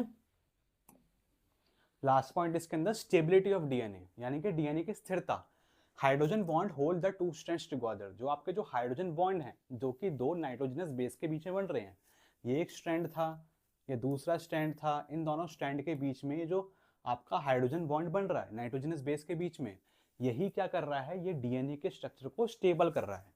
Stacking of basis also provide stability. Stacking आपका जो बेसिस के बीच में जो स्टैकिंग है, बॉन्डिंग है, वो आपका और ज़्यादा स्टेबिलिटी दे रही है। हाइड्रोजन आपका जो हाइड्रोजन बॉन्ड जितने ज़्यादा होंगे उतने ज़्यादा आपका स्टेबल होगा। More hydrogen bond more this stability. Adenine thymine दो बॉन्ड के साथ जुड़ा हुआ है, ग्वानिन साइटोसिन ट्रिपल बॉन्ड के साथ जुड़ा हुआ है, तो ग्वानिन साइटोसिन की जो स्टेबिलिटी है वो बहुत ज़्यादा है, ठीक है। नॉर्मल से सोचो अगर 2 डंडी होगी उसको तोड़ने में ज़्यादा टाइम लगेगा, या फिर जिसमें 3 डंडी है उसको तोड़ने में ज़्यादा टाइम लगेगा, ठीक। तो 3 वाला ज़्यादा मुश्किल होगा। तो टाइप्स ऑफ डीएनए में आप देखो, मैंने आपको डीएनए के टाइप्स बताए, आपका ए बी, इसके अलावा सी डी ई भी होता है, लेकिन ये कैसे होते हैं, रेयर होते हैं, अपने को कम पढ़ने हैं, ठीक है। इनके बारे में थोड़ा सा चीज़ देख लेते हैं जो अपने लिए इंपॉर्टेंट है। तो हेलिक्स टाइप्स देखें तो बी डीएनए कैसा होता है, राइट हैंडेड। ए डीएनए कैसा होता है, राइट हैंडेड। और लेफ्ट वाला कैसा होता है, लेफ्ट की साइड पे मूव रखा होता है, ठीक है, लेफ्ट की साइड पे घूमा होता है, ठीक। और बाकी दिन देखना अपने को बेस पेयर देख लो। जैसे अपने बी डीएनए में कितने बेस पेयर प्रेजेंट थे एक टर्न में, एक कंप्लीट टर्न में कितने प्रेजेंट थे? 10 बेस पेयर प्रेजेंट थे, ठीक है, 10 बेस पेयर प्रेजेंट थे, नंबर ऑफ बेस पेयर। ए में कितने होंगे? 11 बेस पेयर होंगे, और जेड में कितने होंगे? 12 बेस पेयर होंगे। ओके, ठीक। अब आप देखो चारगफ्स रूल क्या होता है। Chargaff's rule was proposed by Erwin Chargaff in 1950। Erwin Chargaff ने 1950 के अंदर सबसे पहले चारगफ रूल दिया। It explain the base composition of DNA. इन्होंने क्या बताया? आपकी जो डीएनए का बेस का कंपोजिशन है कैसे बन रखा है वो बताया। डीएनए का नाइट्रोजनस बेस जो है वो बेस कंपोजिशन यानी कि नाइट्रोजनस बेस की बात हो रही है, ठीक है, ये नाइट्रोजनस बेस की बात हो रही है। वो कंपोजिशन जो है, मात्रा जो है उसकी किस हिसाब से है वो बता रखा है। मेन स्टेटमेंट ऑफ चारगफ रूल, तो चारगफ रूल के मेन स्टेटमेंट्स क्या क्या हैं? इन डबल स्टैंडर्ड डीएनए के अंदर डीएस डीएनए भी लिखते हैं उसको, क्या लिखते हैं? DSDNA, यानी कि डबल स्टैंडर्ड डीएनए। कुछ डीएनए आपके सिंगल स्टैंडर्ड भी होते हैं। अब वायरस पढ़ेंगे हम, वायरोलॉजी पढ़ेंगे, तो इसमें आपको SSDNA भी देखने को मिल सकता है, ठीक। तो in double stranded DNA amount of adenine equal to amount of thymine, तो जितना आपका एडेनिन होगा उतना ही आपका थाइमिन भी प्रेजेंट होगा। Amount of guanine equal to amount of cytosine, जितना आपका ग्वानिन है उतना ही आपका साइटोसिन भी प्रेजेंट होगा, तभी तब वो आपस में बाइंड कर पाएंगे, ठीक है। अगर कोई कम ज्यादा होगा तो वो बाइंडिंग नहीं कर पाएंगे प्रॉपर, क्योंकि कॉम्प्लीमेंट्री है, एंटी पैरेलल है, अपोजिट है, ठीक। प्यूरिन्स ऑल इक्वल्स पिरामिडिन्स, जो आपके प्यूरिन्स होते हैं यानी कि एडेनिन और ग्वानिन जो हैं वो हमेशा आपके थाइमिन और साइटोसिन के बराबर ही होंगे, ठीक है। लेकिन एक चीज इक्वल नहीं हो सकती, वो आपकी वेरी कर सकती है। अब ये नहीं है कि एडेनिन और थ्वानिन की कंपोजिशन, एडेनिन किससे बाइंड करता है? थाइमिन के साथ ही बाइंड करता है। तो ऐसा नहीं है कि जितनी एडेनिन और थाइमिन होंगे उतने ही आपके ग्वानिन और साइटोसिन होना प्रेजेंट जरूरी है। एडेनिन थाइमिन की कंसंट्रेशन हो सकता है कुछ में कम हो, कुछ मॉलिक्यूल्स में, कुछ सेल्स के अंदर एडेनिन थाइमिन की कंसंट्रेशन ज़्यादा हो या कुछ में कम हो, तो ये आपकी वेरी कर सकती है। तो एडेनिन और थाइमिन की जो कंसंट्रेशन है वो ज़रूरी नहीं है कि ग्वानिन और साइटोसिन के कंपोजिशन के बराबर हो। जैसे कि आपको अभी मैं ये दिखाऊं, अभी हमने जो आपने ये स्ट्रक्चर देखा था ना, इसमें भी आपने नोट करा होगा ये एडेनिन थाइमिन, ये एडेनिन थाइमिन, ये एडेनिन थाइमिन, लेकिन ग्वानिन साइटोसिन एक ही बार आया। तो एडेनिन थाइमिन जो है इसकी क्वांटिटी जो है वो जरूरी नहीं है कि ग्वानिन साइटोसिन के बराबर हो सकता है ग्वानिन साइटोसिन ज्यादा होते हैं कुछ के अंदर और एडेनिन थाइमिन की बॉन्डिंग कम होती है, रेशियोज कम होते हैं, तो वो आपके डिपेंड कर सकता है, वेरी कर सकता है। तो यही अपना होता है चारगफ रूल। तो बाकी सब तो मैच करेंगे, इक्वल होंगे, बराबर होंगे, लेकिन अपना इनकी कंसंट्रेशन जरूरी नहीं है कि बराबर हो। ये अपनी कुछ मुख्य स्टेटमेंट थी चारगफ रूल की। ये सिर्फ और सिर्फ किसके लिए है? डीएनए के लिए लागू होती है। किसके लिए लागू होती है? डीएसडीएनए के लिए लागू होती है। एसएसडीएनए पे काम नहीं करेंगी, आरएनए पे काम नहीं करेंगी, ठीक है। चलो, तो आप देख लेते हैं आरएनए। डीएनए पूरा पढ़ लिया हमने, जितना अपने को पढ़ना था मेन सब समझ लिया है, ठीक। और साथ साथ आप ये भी देख लो, जिसका ग्वानिन साइटोसिन का कंपोनेंट आपका ज़्यादा होगा ना, जी और सी, इनके बीच में ट्रिपल बॉन्ड प्रेजेंट है, तो इनका जो मेल्टिंग टेम्परेचर होगा, ठीक है, मेल्टिंग टेम्परेचर होगा वो भी ज़्यादा होगा, ठीक है। मेल्ट करने में इनको ज़्यादा टेम्परेचर चाहिए होगा, तभी ये मेल्ट हो पाएगा, तभी इसका बॉन्ड ब्रेक हो पाएगा। जबकि एडेनिन थाइमिन को कम चाहिए होगा, ठीक। तो more the GC content more the stability, इसी बारे बोला जाता है कि जीसी कंटेंट जितना ज़्यादा उसके अंदर होगा उतना ही ज़्यादा वो स्टेबल होगा, क्योंकि जीसी बॉन्ड जो है वो ट्रिपल बॉन्ड से जुड़ा हुआ है। तो ट्रिपल बॉन्ड से जुड़ा हुआ है तो उसको तोड़ने में उतना ही ज़्यादा अपने को एफर्ट डालने पड़ेंगे, उतना ज़्यादा उसका टेम्परेचर ज़्यादा होगा, ठीक है। कुछ वायरसेस के अंदर ऐसा कुछ होता है, ठीक है, कि जीसी कंटेंट ज़्यादा होता है। तो देखो आरएनए देख लेते हैं। आरएनए का मतलब क्या है? Ribo nucleic acid. इसमें क्या प्रेजेंट है? राइबो शुगर प्रेजेंट है, ठीक है। RNA is a polymer of ribo nucleotide. RNA किसका पॉलीमर है? पॉलीमर मतलब लंबी चेन किसकी है? राइबो न्यूक्लियोटाइड की है, ठीक है। राइबो न्यूक्लियोटाइड की चेन है। ये क्या करता है? जीन एक्सप्रेशन में भी काम करता है और प्रोटीन को बनाने में भी काम आता है। It is usually single stranded. जो आरएनए है वो कैसा होता है? सिंगल स्ट्रैंडेड होता है। But may form secondary structure bye intramolecular base pairing. RNA जो है वो जनरली आपका सिंगल स्ट्रैंडेड होता है, सिंगल स्ट्रैंडेड यानी कि ये आपका हो गया सिंगल स्ट्रैंड, लेकिन ये सेकेंडरी स्ट्रक्चर्स भी बना लेता है। सेकेंडरी स्ट्रक्चर्स जैसे कि आपका ये जो है ये कभी ऐसे स्ट्रक्चर बना लेगा, ठीक, कभी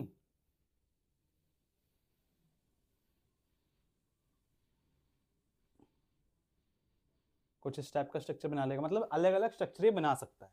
ये कैसे बना लेता है? Intramolecular base pairing. इंट्रामोलिकुलर यानी कि अपने ही मॉलिक्यूल्स के जो बेसिस हैं, अपने ही मॉलिक्यूल्स के, अपना सिंगल स्ट्रैंड था ना, अपने ही मॉलिक्यूल के जो नाइट्रोजनस बेस हैं उसके अंदर पेयरिंग कर लेगा, तो उसकी वजह से ये ऐसे मोड़ मोड़ के अपने अलग अलग स्ट्रक्चर्स बना लेता है।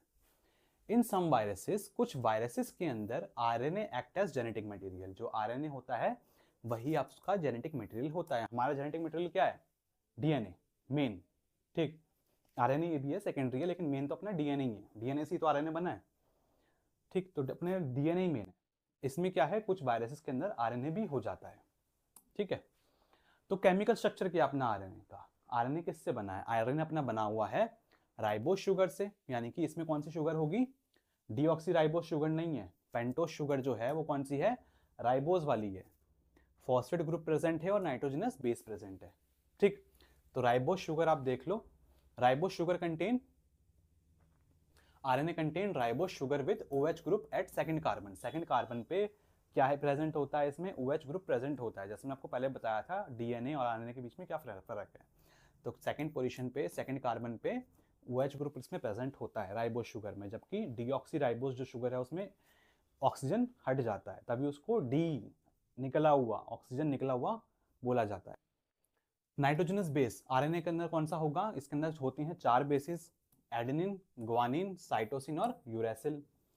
इसके अलावा फॉस्फोडाइस्टर बॉन्ड यानी कि फॉस्फेट ग्रुप जो है, तो nucleotides are linked by 3,5 phosphodiester bond. तो आरएनए भी जो है वो 3,5 फॉस्फोडाइस्टर बॉन्ड जो है उसी से ही आपकी इसकी चेन बन रही है, पूरा पूरा स्ट्रैंड बन रहा है। तो RNA has 5 prime and 3 prime ends. तो आपका जो आरएनए होगा उसके अंदर क्या होगा? 5 प्राइम और 3 प्राइम एंड्स होंगे। बाकी फॉस्फेट ग्रुप के अंदर जो मैंने बताया था डीएनए जब पढ़ा रहा था, वही वाली सेम चीज इसमें भी लिख सकते हो, कोई दिक्कत नहीं है, ठीक। Okay, structural feature of RNA. RNA का स्ट्रक्चरल फीचर के बारे में बात कर लेते हैं। तो उसके जो पेंटोस शुगर है, तो इसके अंदर आरएनए के अंदर कौन सी है? राइबोस शुगर है। पिरामिडिन जो बेस है, नाइट्रोजनस जो बेस है, वो क्या है? पिरामिडिन। इसके अंदर क्या होगा? प्यूरिन तो बिल्कुल सेम ही है। जो आपके प्यूरिन है, जो इसके अंदर प्यूरिन है, वो प्यूरिन कौन से हैं? एडेनिन है और आपका ग्वानिन है, ठीक।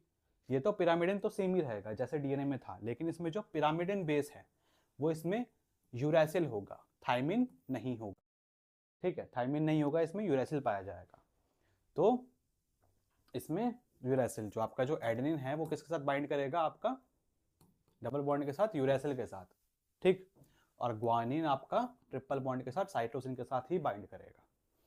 सिंगल स्ट्रैंडेड नेचर, आरएनए कैसा होता है? Usually single stranded, normally single stranded होता है, और ये जो स्ट्रैंड है वो फोल्ड होकर आपस में इंट्रामोलिकुलर बॉन्डिंग करके, कॉम्प्लीमेंट्री बेस पेयरिंग करके, ठीक है। यानी कि ये जो स्ट्रैंड है अपने ही स्ट्रैंड के अंदर, इधर सपोज करो एडेनिन है और इधर सपोज करो कहीं पे यूरेसिल है, तो ये ऐसे करके फोल्ड हो जाएगा। जब सामने इसको अपने यहाँ सामने अपना ही कॉम्प्लीमेंट्री बेस पेयर दिखेगा बाइंड करने वाला, तो ये आपस में ही बाइंड करके फोल्ड करके अपना एक सेकेंडरी स्ट्रक्चर बना सकता है, ठीक। This folding form double stranded region such as hairpin loop. तो ये जो फोल्डिंग है वो कभी कभार डबल स्टैंडर्ड रीजन भी बना लेती है, हेयर पिन भी बना लेती है, इस तरीके से स्ट्रक्चर भी बना लेती है, ओके। चारग्राफ रूल, चारग्राफ रूल जो है वो आरएनए फॉलो नहीं करेगा। आरएनए नॉट ओबेड, चारग्राफ रूल का नियम पालन नहीं होता है, नहीं होगा आरएनए के ऊपर। RNA does not obey Chargaff rule since RNA is single stranded, क्योंकि जो आरएनए है वो कैसा है? सिंगल स्ट्रैंडेड होता है। तो मैंने बताया था चारग्राफ रूल हमेशा डीएस डीएनए के लिए ही, डबल स्ट्रैंडेड डीएनए के लिए पे ही लागू होगा, सिंगल स्ट्रैंडेड डीएनए पे भी लागू नहीं होगा। Since RNA single stranded there is no fixed relation between purines and pyrimidines. तो अगर आरएनए जो है सिंगल स्ट्रैंडेड है तो प्यूरिन्स और पिरामिडिन्स की जो रिलेशन है, कॉम्प्लीमेंट्री होने की जरूरत नहीं है, अपोजिट होने की जरूरत नहीं है, वो तो आपस में बॉन्डिंग जहाँ मर्जी बना लेगा टेढ़ी मेढ़ी करके, बस सामने उसको कॉम्प्लीमेंट्री बेस पर मिलना चाहिए। तो कोई फिक्स रिलेशन नहीं है इसके ऊपर, हमारे चार्गर फ्लूइड भी काम नहीं करता। Susceptibility to alkali hydrolysis. Alkali hydrolysis यानी कि अल्कलाई मिलने पर आपका ये आरएनए क्या करता है, हाइड्रोलाइज हो जाता है, टूट जाता है, हाइड्रोलाइसिस हो जाता है, लेकिन डीएनए नहीं होता है। ठीक है, डीएनए नॉट, डीएनए हाइड्रोलाइज नहीं होगा। अल्कलाई ब्रेक, जो अल्कलाई है वो आरएनए को हाइड्रोलाइसिस कर देता है, अल्कलाई मिलने पर आरएनए को तोड़ देगा, अल्कलाई मिलने पर आरएनए टूट जाएगा, हाइड्रोलाइज हो जाएगा। तो अल्कलाई करता क्या है, अल्कलाई आरएनए को तोड़ देता है, किसमें तोड़ देता है, 2,3 साइक्लिक फॉस्फोडाइस्टर में। 2,3 सेकंड पोजीशन, थर्ड पोजीशन पे जो साइक्लिक फॉस्फोडाइस्टर है उसको ये कन्वर्ट कर देगा, 2,3 साइक्लिक फॉस्फोडाइस्टर में कन्वर्ट कर देगा। This is due to the presence of second position OH group. ये क्यों होता है, क्योंकि जो आरएनए है उसके अंदर जो राइबोस शुगर है, उस राइबोस शुगर के अंदर जो सेकंड पोजीशन पे जो OH ग्रुप है, ठीक है, ये OH ग्रुप तो इसमें प्रेजेंट ही नहीं होता डीएनए के अंदर, तो डीएनए को कर नहीं पाता। तो ये जो OH ग्रुप है इसकी वजह से आरएनए को ये हाइड्रोलाइज कर पाता है। तो DNA can not undergo alkali hydrolysis because it lacks this group, क्योंकि इसके अंदर ये ग्रुप होता ही नहीं है। ऑर्किनॉल कलर रिएक्शन, ऑर्किनॉल कलर रिएक्शन, जो आरएनए होता है वो पॉजिटिव कलर देता है ऑर्किनॉल कलर रिएक्शन में। ठीक है, इसमें ये क्या करता है, पॉजिटिव रिएक्शन देता है। This reaction occurs due to the presence of ribose sugar. जो रिएक्शन हो रही है वो किसकी वजह से होती है, राइबोस शुगर की वजह से हो पाती है। अगर राइबोस शुगर प्रेजेंट होगा तभी आपका ये ऑर्किनॉल कलर रिएक्शन होगा। तो आरएनए के लिए पॉजिटिव होता है, डीएनए के लिए पॉजिटिव नहीं होता है। It is used for histological identification of RNA. तो आरएनए के टिश्यूज वगैरह में स्टडी करने में आपका ये इस्तेमाल होता है, ये आपका ऑर्किनॉल कलर रिएक्शन। तो ये अपने थे कुछ स्ट्रक्चरल फीचर आरएनए के। अब नेक्स्ट हम देखते हैं इसके बाद टाइप्स ऑफ आरएनए। आपका जो आरएनए है वो कितने टाइप के होते हैं।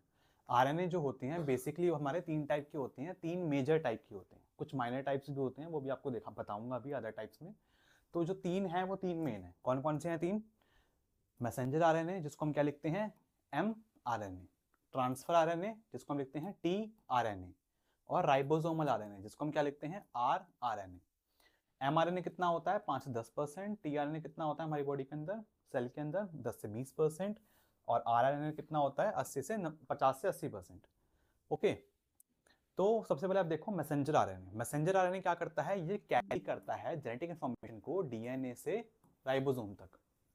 जो आपका डीएनए ने इंफॉर्मेशन दी वो राइबोसोम तक पहुंचाने का काम करता है। मैसेंजर है, मैसेज कैरी कर रहा है, डीएनए ने बोला है कि इस तरीके से प्रोटीन बनना है, तो वो मैसेज राइबोसोम तक पहुंचाएगा कि आपको जो प्रोटीन बनाना है वो ये वाला बनाना है। ठीक है, प्रोटीन कौन बनाता है, राइबोसोम्स बनाते हैं। ठीक है, it act as a template for protein synthesis. Protein के सिंथेसिस के लिए ये एक तरीके का टेम्पलेट की तरह काम करता है। जैसे आरएनए के सिंथेसिस के लिए डीएनए टेम्पलेट की तरह काम करता है, ऐसे ही प्रोटीन के सिंथेसिस के लिए मैसेंजर आरएनए टेम्पलेट की तरह काम करता है। It is synthesize during transcription. ये जो ट्रांसक्रिप्शन होता है उसके दौरान ये सिंथेसाइज होता है। जब अब भी आपका ट्रांसक्रिप्शन होगा, ट्रांसक्रिप्शन क्या होता है, आपका डीएनए से आरएनए बनना, ये क्या होगा आपका ट्रांसक्रिप्शन होगा। तो ये जो आरएनए इस टाइम पे बन रहा है वो कौन सा आरएनए बन रहा है, मैसेंजर आरएनए। ठीक है, तो ट्रांसक्रिप्शन से ये बनता है। mRNA carries genetic information from DNA to ribosome.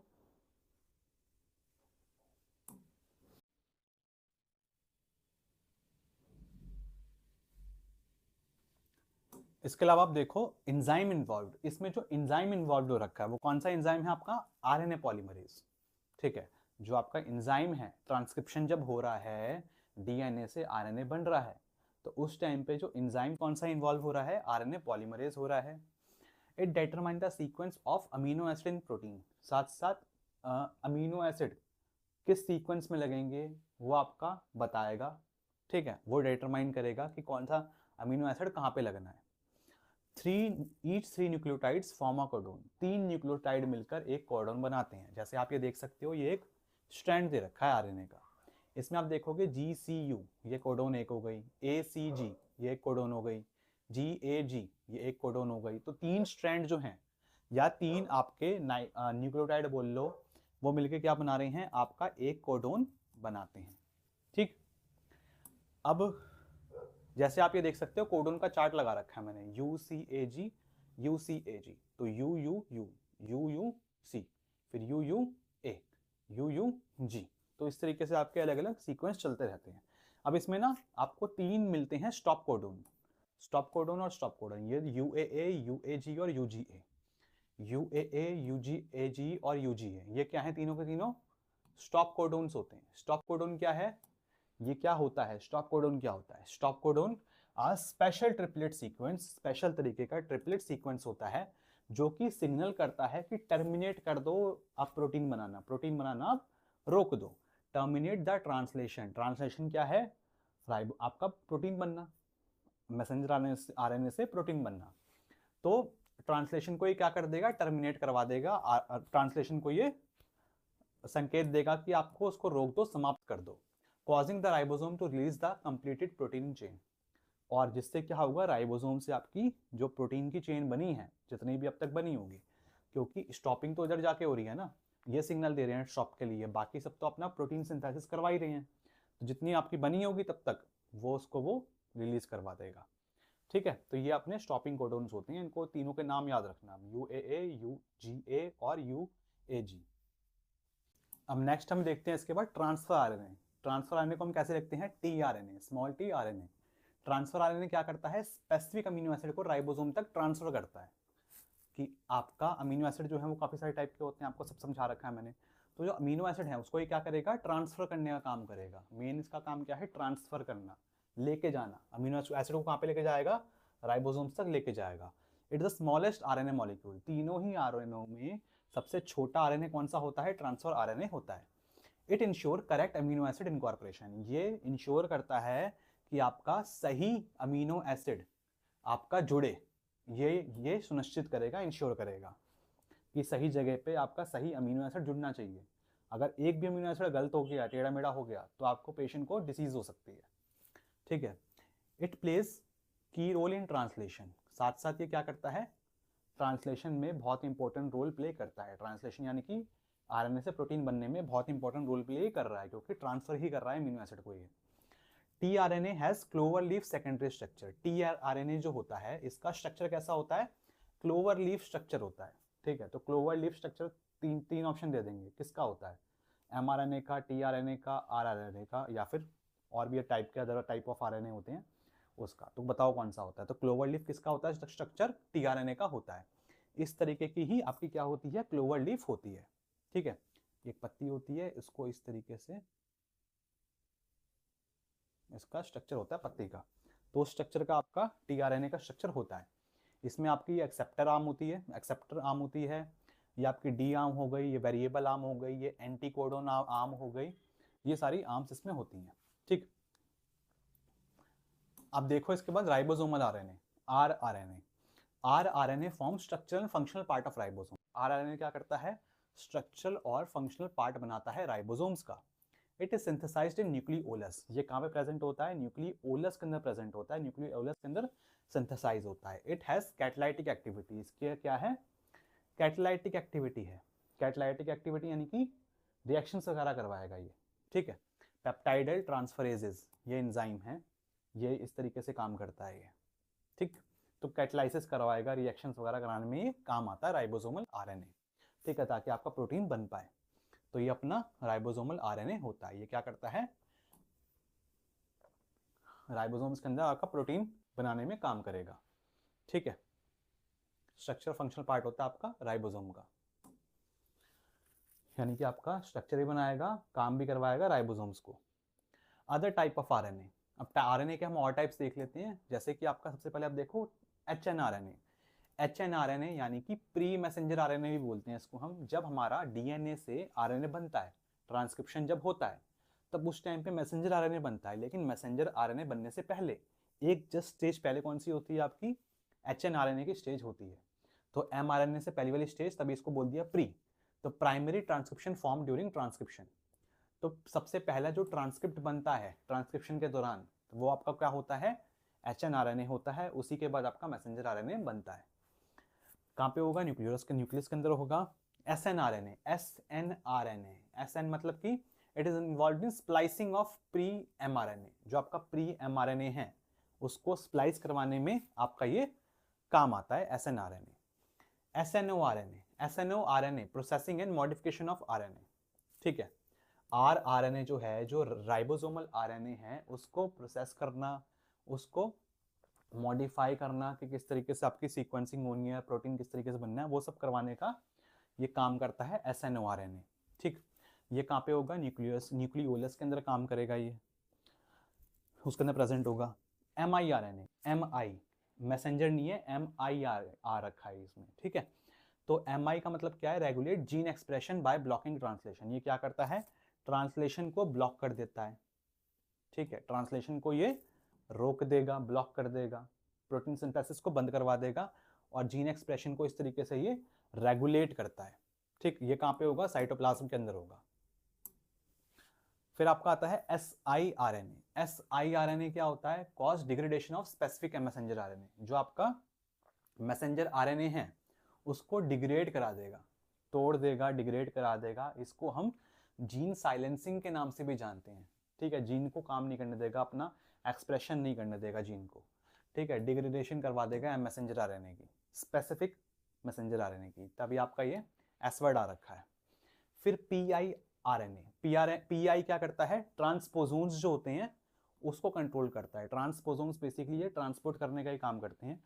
तो जर्म सेल्स जो हैं उसके अंदर ये होता है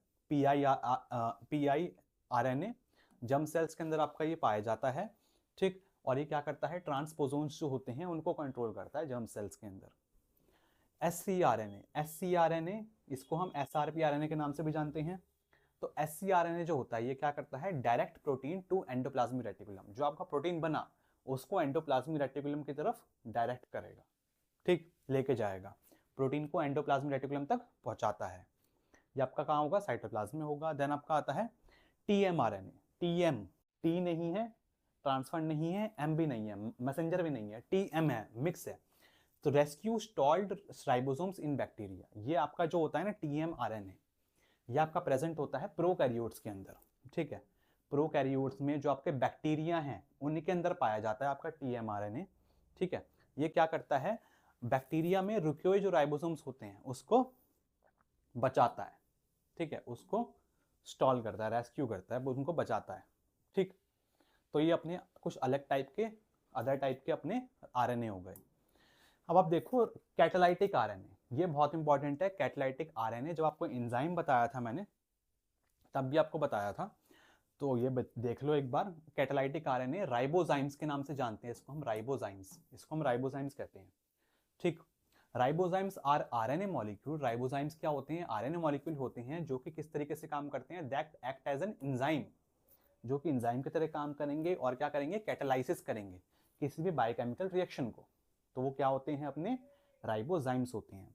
ये जो राइबोजाइम्स है यही प्रूव करता है, they prove that RNA is not only genetic material, कि RNA सिर्फ जेनेटिक मटेरियल ही नहीं है, ये एक तरीके का एंजाइम की तरह भी काम करता है, इसकी कैटालाइटिक एक्टिविटी भी है। ठीक, जेनेटिक मटेरियल की तरह भी काम करेगा, कैटालाइसिस की तरह भी काम करेगा ये। अब राइबोजाइम्स जो है उसके कुछ एग्जांपल्स देख लो। एग्जांपल्स में क्या होंगे, RRNA यानी कि राइबोसोमल RNA। ये क्या करता है, पेप्टाइड बॉन्ड बनाता है। किसके बीच में बनाएगा, प्रोटीन जब आपका बनेगा उसके बीच में आपका पेप्टाइड बॉन्ड बनाएगा, क्योंकि प्रोटीन जो है अमीनो एसिड से मिलकर बना है। अमीनो एसिड के कैसे जुड़े होते हैं, पेप्टाइड बॉन्ड से जुड़े होते हैं, तो उसमें काम आता है ये। RNase-P क्या करता है, RNA को तोड़ने का और लाइगेशन रिएक्शन में काम आता है। ठीक, सेल्फ स्प्लाइसिंग RNA, ये क्या करेगा, डीएनए को क्लीवेज करेगा, और आपका जो RNA स्प्लाइसोसोम है ये क्या करेगा, RNA की स्प्लाइसिंग करेगा। ठीक, तो ये अपने कुछ अलग टाइप के राइबोजाइम्स के एग्जाम्पल थे। राइबोजाइम्स क्या है, कैटालाइटिक RNA है। ठीक, अब आप देखो इसके बाद difference between DNA and RNA. RNA और डीएनए के बीच में क्या डिफरेंस है। बहुत सिंपल से हम 10 पॉइंट समझने वाले हैं। सबसे पहले फुल फॉर्म आ गई कि डीएनए की फुल फॉर्म क्या होती है, डीऑक्सी राइबो न्यूक्लिक एसिड, और आरएनए की क्या होती है, राइबो न्यूक्लिक एसिड। डीएनए में जो शुगर प्रेजेंट होता है वो कौन सा होता है, डीऑक्सी राइबो शुगर, और आरएनए में कौन सा होता है, राइबो शुगर। ठीक है, सेकंड पोजीशन पे OH ग्रुप, इसमें नहीं हो, इसमें H होगा सिर्फ, इसमें ऑक्सीजन भी होगा। नाइट्रोजनस बेस, डीएनए में कौन सा होगा, एडेनिन, ग्वानिन, साइटोसिन और थाइमिन। इसमें थाइमिन की जगह क्या प्रेजेंट होता है, यूरासिल प्रेजेंट होता है। ठीक, इसमें थाइमिन प्रेजेंट है, इसमें यूरासिल प्रेजेंट है। यूजुअली डबल स्टैंडर्ड डीएनए जो होता है वो यूजुअली कैसा होता है, डबल स्टैंडर्ड होता है। और आपका जो आरएनए है वो कैसा होता है, ज्यादातर सिंगल स्टैंडर्ड होता है। डीएनए जो होता है वो ज्यादा स्टेबल है। ठीक, क्योंकि उसमें डबल स्टैंडर्ड जो है, डबल स्टैंडर्ड आपस में फिर बॉन्डिंग बना रहे हैं तो ज्यादा स्टेबल स्ट्रक्चर है, और ये अपना लेस स्टेबल स्ट्रक्चर होता है। साथ साथ डीएनए को आप अल्कलाइड से हाइड्रोलाइज नहीं कर सकते, इसको आप हाइड्रोलाइज कर सकते हो आरएनए को। ठीक है, तो अल्कलाई वाला पॉइंट भी ऐड कर सकते हो आप अगर आप चाहो तो। आरएनए हाइड्रोलाइज हो जाएगा, डीएनए हाइड्रोलाइज नहीं होगा अल्कलाई से। डीएनए जो है वो मेनली लोकेशन कहाँ पे होती है, कहाँ पे पाया जाता है, मेनली आपका न्यूक्लियस में। और आरएनए कहाँ पे पाया जाता है, मेनली आपका न्यूक्लियस के अंदर और साइटोप्लाज्म के अंदर। 10% न्यूक्लियस में और 90% आपका साइटोप्लाज्म में। ठीक है, फंक्शन डीएनए का काम क्या है, स्टोर करना जेनेटिक इन्फॉर्मेशन को, जेनेटिक इन्फॉर्मेशन को स्टोर करेगा। आरएनए का काम क्या है, genetic information expression, gene expression में काम करेगा। साथ साथ आपका प्रोटीन के सिंथेसिस, प्रोटीन को बनाने में काम करेगा। मेन काम क्या है इसका, प्रोटीन का बनाना। ठीक है, प्रोटीन फॉर्मेशन में। Replicates bye DNA replication, DNA जो है वो अपनी ही कॉपी बना सकता है। कैसे बनाएगा, डीएनए रेप्लिकेशन करके। एंजाइम कौन से यूज होगा, डीएनए पॉलीमरेज। ठीक है, और जो आपका आरएनए है वो कैसे बनेगा, वो आपका बनता है डीएनए से। कैसे बनेगा, ट्रांसक्रिप्शन करके। एंजाइम आपका एंजाइम कौन सा होगा, आपका आरएनए पॉलीमरेज। ठीक है, आरएनए पॉलीमरेज इसमें एंजाइम होगा, इसमें डीएनए पॉलीमरेज, इसमें आरएनए पॉलीमरेज। ये डीएनए से डीएनए बनेगा, ये डीएनए से ही बन पाएगा आरएनए। डीएनए जो है it's amount is constant in species, इसकी जो अमाउंट है स्पीशीज के अंदर वो कांस्टेंट रहती है, वो मात्रा जो है बिल्कुल स्थिर रहती है, मात्रा इसकी क्वांटिटी चेंज नहीं होती। जबकि जो आरएनए है उसकी क्वांटिटी वेरी कर सकती है, वो वेरी कर सकती है, निर्भर कर सकती है। वो निर्भर करेगा किस पे, अलग अलग हो सकती है। किस पे निर्भर करेगा, वो आपकी सेल की एक्टिविटी पे।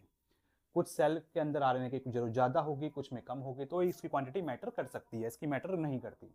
ओके, तो स्टूडेंट्स ये था हमारा आज का लेक्चर आपके न्यूक्लिक एसिड के बारे में। वीडियो अगर आपको अच्छी लगी हो तो वीडियो को लाइक करना, क्लासमेट्स के साथ वीडियो को शेयर करना, अच्छा सा प्यारा कमेंट कर देना। ऐप डाउनलोड कर लो, नोट्स चाहिए तो, अगर एमएलटी के स्टूडेंट हो तो कोर्स ज्वाइन कर सकते हो। मिलते हैं बहुत जल्दी नेक्स्ट वीडियो में, तब तक के लिए बाय बाय।